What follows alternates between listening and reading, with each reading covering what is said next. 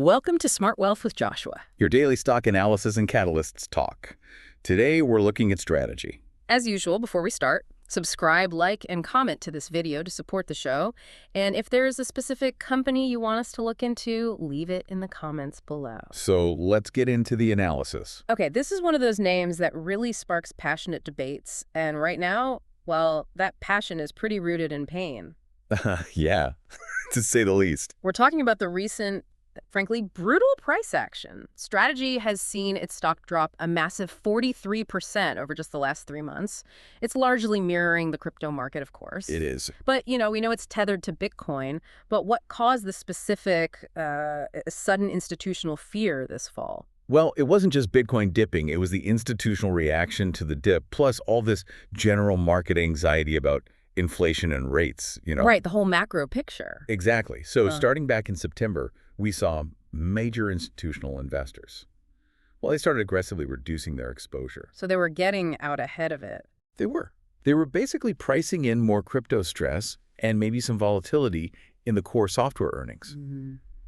And that negative feeling just accelerated in October, Mm-hmm. pushing the stock down another 30% and, this is the critical part, causing it to trade below its net asset value for a little while. Wow. Below net asset value. I mean, that's the market signaling a deep crisis of confidence in the strategy, isn't it? It is. It's like the market is saying the core software business isn't worth much, or that the Bitcoin holdings are going to crash even further. Exactly. Or that there are huge liquidity concerns. Yeah. But the response from leadership was classic sailor coaster, just pure defiance. He doubled down. He did. Executive Chairman Michael Saylor stepped right into the limelight and publicly reaffirmed their commitment.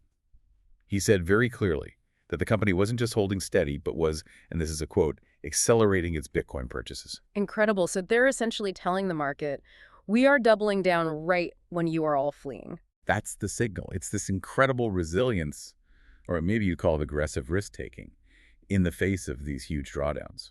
That framing, bravery versus folly, that really is the central tension in this stock, isn't it? It is. They're using their core software business as an engine to fund what is, let's be honest, a high-stakes leveraged bet on the future of digital assets. That's the model. We've seen some stabilization now here in November, but that extreme sensitivity is still the key factor. For you listening, what are the immediate events that will test whether this stabilization actually holds? So we have several critical dates marked on the calendar. The closest one is pivotal, the Q3 earnings release on November 18th. Okay. Now, investors already kind of know what their Bitcoin holding is worth, roughly.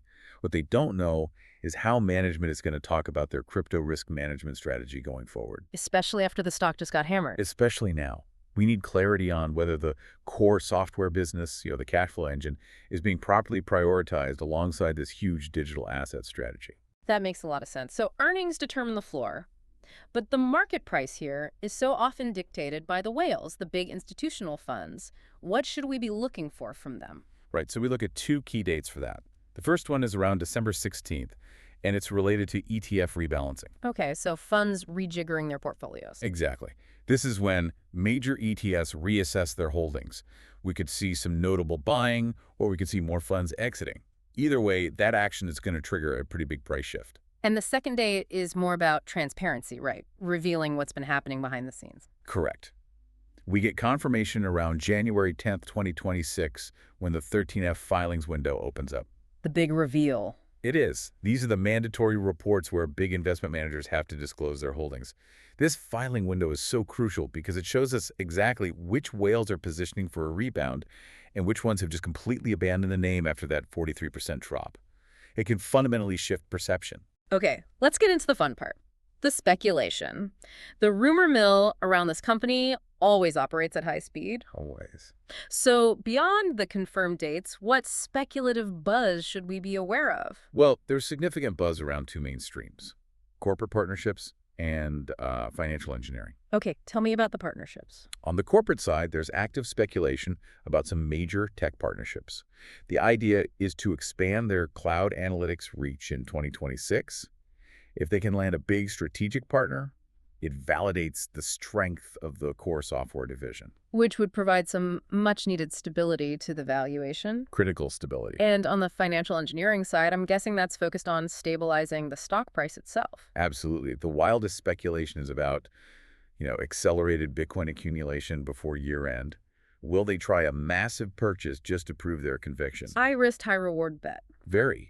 And on top of that, there are active rumors that the board is looking at a possible share buyback plan. Ooh, a share buyback would be a fascinating move.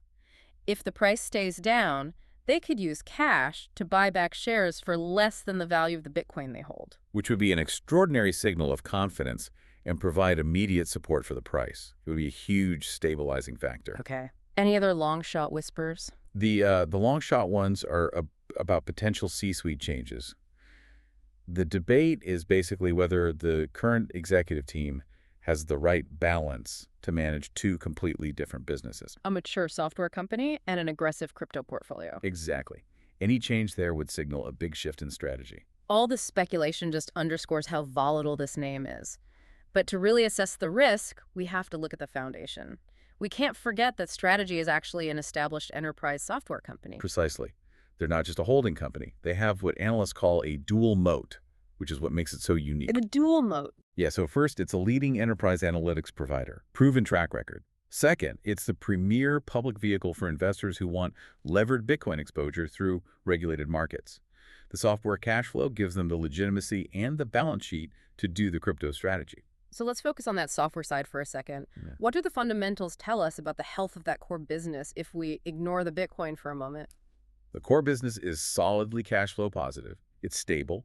For Q3 2025, revenue was about $128.7 million. And while the market is mature, their growth is still competitive.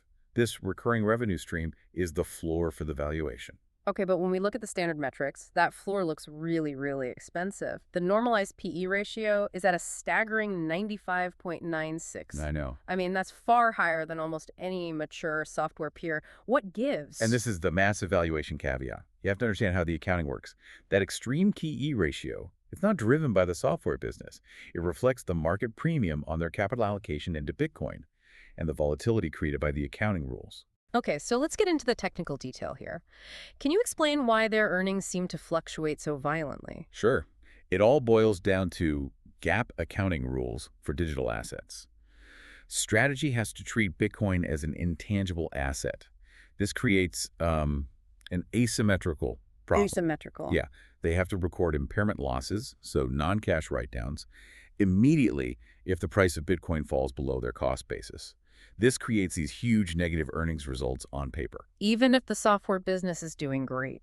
Even if the software business is churning out steady profits. So if Bitcoin crashes, their accounting shows a giant paper loss and a terrible PE, even if they never sold a single Bitcoin. You've got it. But if Bitcoin surges, they only record the gain when they actually sell. So the earnings are a roller coaster, the sailor coaster. That's it. And it severely distorts traditional valuation metrics.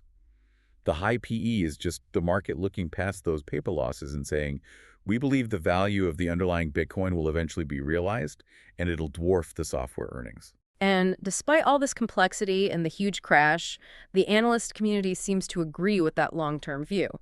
The consensus rating is a strong buy from 13 Wall Street analysts. That is a powerful vote of confidence. It's exceptionally strong. And the price targets, they back that up. The 12-month average price target is $505.88. And the stock is trading around, what, 242 cents? So that's over 100% upside? Over 100% upside. It suggests they see this recent 43% drop as a temporary opportunity and that the long-term thesis is still completely intact. Which leads us perfectly into the technical picture. After a sell-off like that, traders are looking for a bottom. What are the charts telling us? Technically, the stock is screamingly oversold. Screamingly? Yeah, that 43% drop pushed the relative strength index, the RSI, down to 25.16. For reference, anything below 30 is technically oversold and usually precedes some kind of short-term relief rally. So we have a technical setup for a bounce. What are the key price barriers to watch? We see very strong technical support down in the $200, $210 range. If it holds that level, a short-term rally is highly probable. Resistance, where sellers will probably step in, that's visible in the 300 to 325 arrow area. Okay. What's also fascinating is that the High implied volatility in this name has historically attracted big institutional money after these sharp sell-offs. These dips often turn into powerful accumulation phases. But every investment comes with a counterargument. If the upside is over 100%, the downside risk has to be just as leveraged. What's the fundamental bear case? The primary risk is existential. It's the pure, unadulterated Bitcoin dependency. Right. While the software business provides a floor, the equity value is still fundamentally tied to the crypto market. If Bitcoin were to go into a multi-year crypto winter or get hit by a regulatory shock, the risk is massive. And the second major risk is how they finance all this, the leverage amplification. That's the mechanism that makes the stock so incredibly volatile. They use convertible debt to finance these massive Bitcoin purchases. And that debt structure, it amplifies volatility in both directions. It magnifies the upside when Bitcoin runs, but it also compounds the downside risk. It's a very sophisticated high beta play. So what does this all mean for you, the investor, looking at the stock right now at a heavily discounted price? The investment thesis is really unique. If you're comfortable with extreme volatility and you're looking for levered Bitcoin exposure, but combined with a resilient, profit-generating software business, this is the name for you. Right. Despite the deep correction, the technical suggests a short-term rebound is set up, and the long-term analyst support is still incredibly strong. They're looking past all that confusing accounting noise.